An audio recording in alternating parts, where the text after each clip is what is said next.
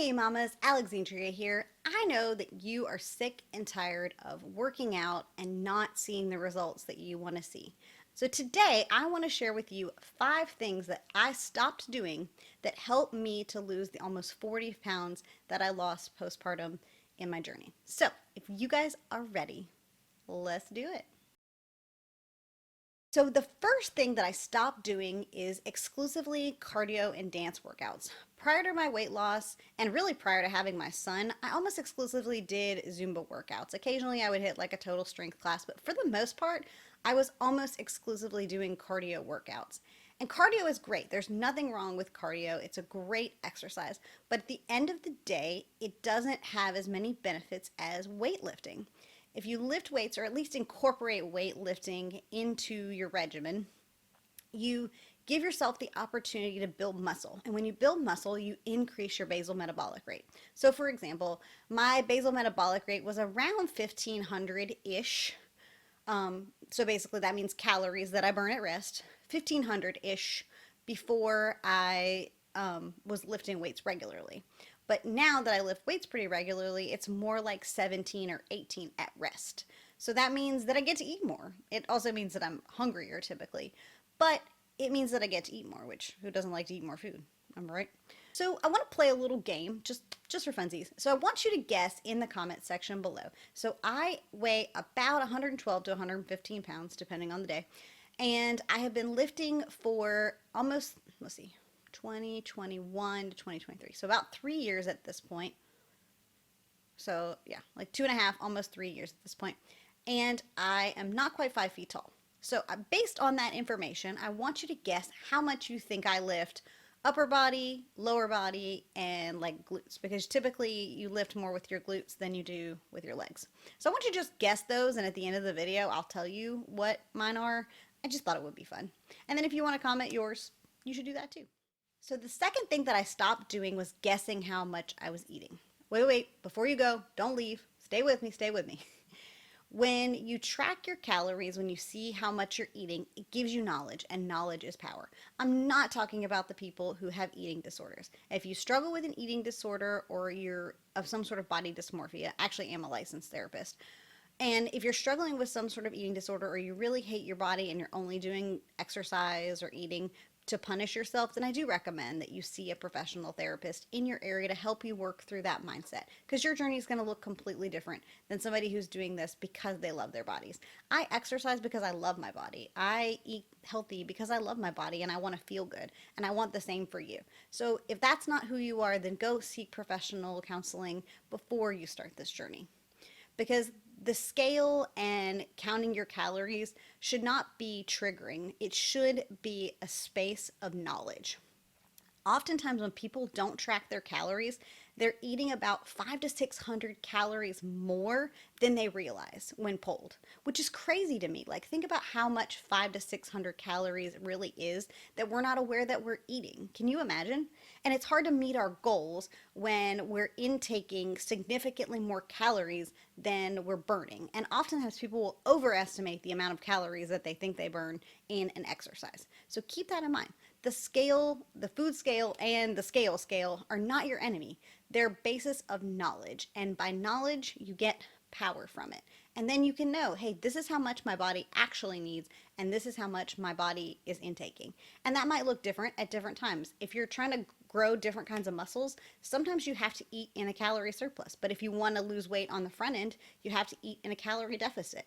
And that doesn't mean that that's a bad thing. It just means knowledge, right? Know what you need to do to meet your goals. The third thing that I stopped doing was taking it easy on my workouts. I stopped just sort of half doing workouts and fully committed to increasing and improving, building muscles, building endurance, all of those sort of things. One of the ways that I really did that, and I'll do a whole video on it, but is by technology. This is a Whoop strap. I'll talk all about this in a video coming very soon. But this helped me to see what my body was capable of. I realized that I mentally had this mindset of what I was able to achieve versus what my body could actually handle. And so having a device that had all of my like bodily information, that sounds weird, but you know what I mean.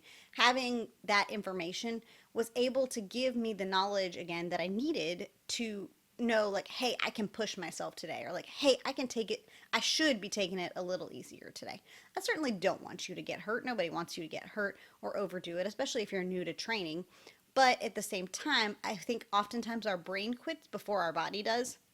And so we kind of have to make those aligned and get comfortable in the discomfort. Get comfortable sweating. Get comfortable, lifting to failure. That's okay as long as you're not injuring yourself. That's the way that you build muscle and are successful. Fourth thing that I stopped doing was making excuses, man. I know it's really hard. Look, motherhood is hard in and of itself, but we do hard things all the time, right? I mean, that's kind of what being a mom is. We do hard stuff all the time. And when I got out of my own way, I was able to reach my goals. And let's be real here. I mean, we will find excuses if we can, right? We can make excuses all day long. There are a million reasons not to do something.